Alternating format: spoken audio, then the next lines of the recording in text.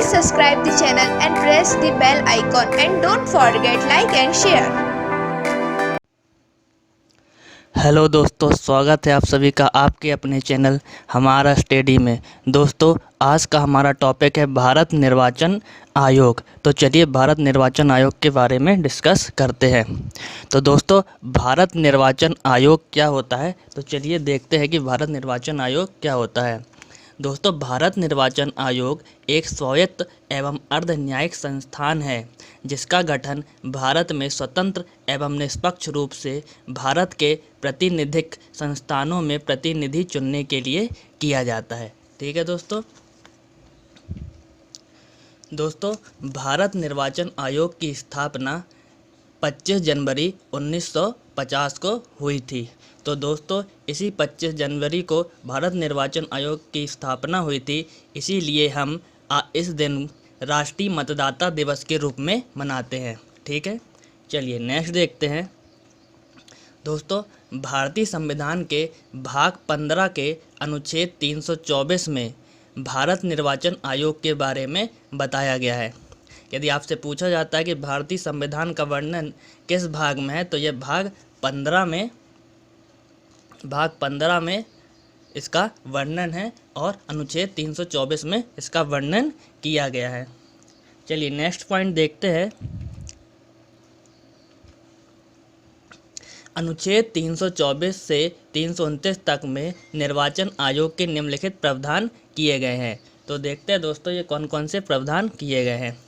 दोस्तों, फर्स्ट है, निर्वाचन आयोग मुख्य निर्वाचन आयुक्त और अन्य आयुक्तों से मिलकर बना है और इसकी नियुक्ति कौन करता है? इनकी नियुक्ति राष्ट्रपति के द्वारा की जाती है। नेक्स्ट पॉइंट है, निर्वाचन आयुक्त के वेतन और भत्ते उच्चतम न्यायालय के न्यायाधीश के समान होते हैं। किसके समान होते हैं दोस्तों? उच्चतम न्यायालय के न्यायाधीश के समान होते हैं।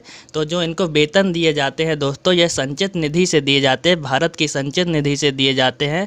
और दोस्तों, मुख्य निर्वाचन आयुक्त का जो वेतन होता है वह 2.5 लाख रुपए होता है।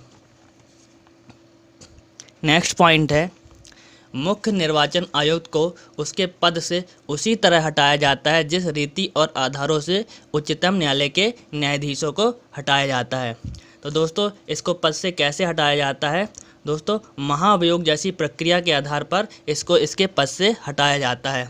अब दोस्तों, यहाँ पे हम डिस्कस कर लेते हैं कि महाभियोग होता क्या है। तो दोस्तों, महाभियोग एक ऐसी प्रक्रिया है जिसको यूएसए संयुक्त राज्य अमेरिका के संविधान से लिया गया है। इसका उल्लेख भारतीय संविधान में अनुच्छेद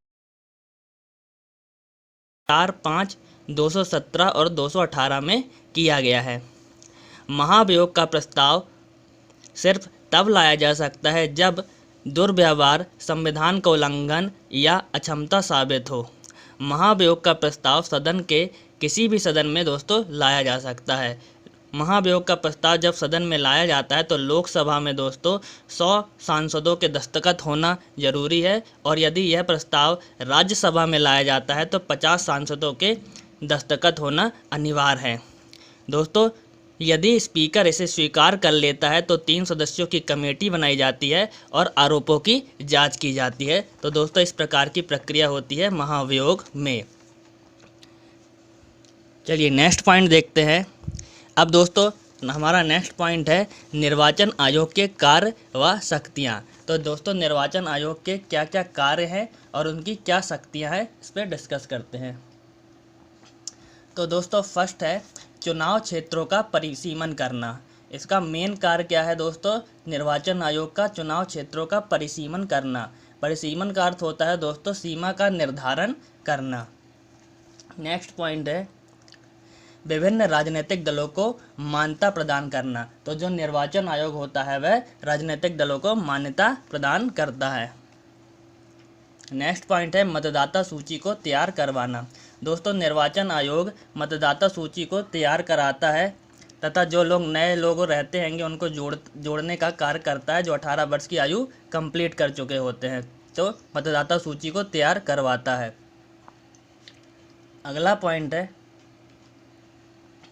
राजनीतिक दलों के लिए आचार संहिता तैयार करता है। तो दोस्तों निर्वाचन आयोग क्या करता है, राजनीतिक दलों के लिए आचार संहिता तैयार करता है।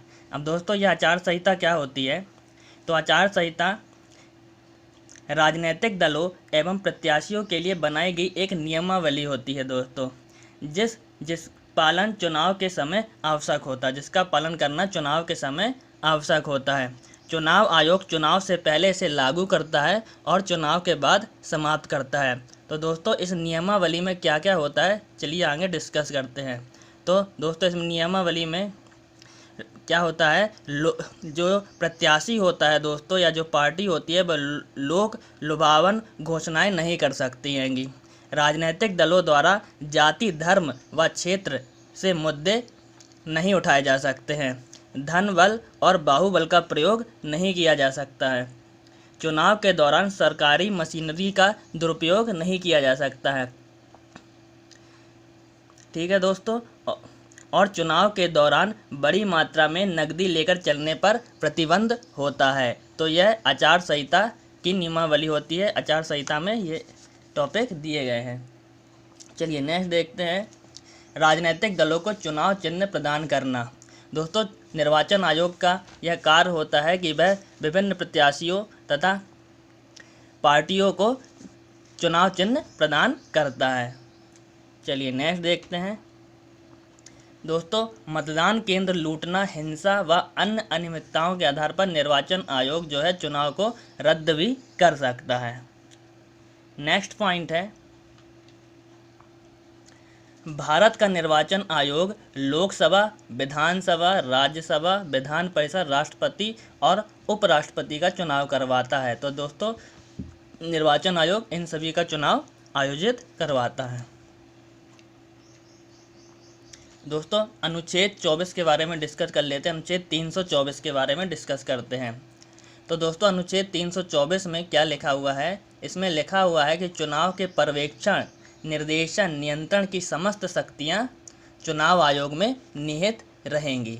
ठीक है, चलिए नेक्स्ट पॉइंट देखते हैं।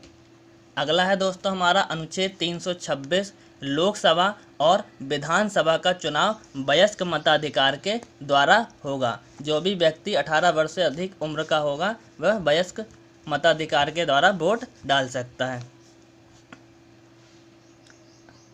अब दोस्तों इनका कार्यकाल, जो मुख्य चुनाव आयुक्त और जो अन्य चुनाव आयुक्त होते हैं उनका कार्यकाल क्या होता है। तो दोस्तों जो मुख्य निर्वाचन आयुक्त का कार्यकाल 6 वर्ष या 65 वर्ष की आयु और अन्य निर्वाचन आयुक्तों का कार्यकाल 6 वर्ष या 62 वर्ष की आयु जो भी पहले पूर्ण कर लिया गया हो वह इनका कार्यकाल होता है।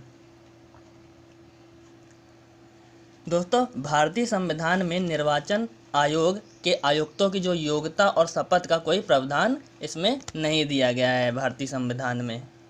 नेक्स्ट पॉइंट है दोस्तों, भारत के प्रथम निर्वाचन आयुक्त सुकुमार सेन थे। कौन थे? भारत के प्रथम निर्वाचन आयुक्त सुकुमार सेन थे। वर्तमान में मुख्य चुनाव आयुक्त दोस्तों कौन है? तो अभी मुख्य चुनाव आयुक्त हैं सुशील चंद्रा। नेक्स्ट पॉइंट है, एकमात्र महिला जो मुख्य निर्वाचन आयुक्त बनी वह दोस्तों कौन है? वह BS रामा देवी हैं। तो दोस्तों ये रहा हमारा भारतीय निर्वाचन आयोग के बारे में।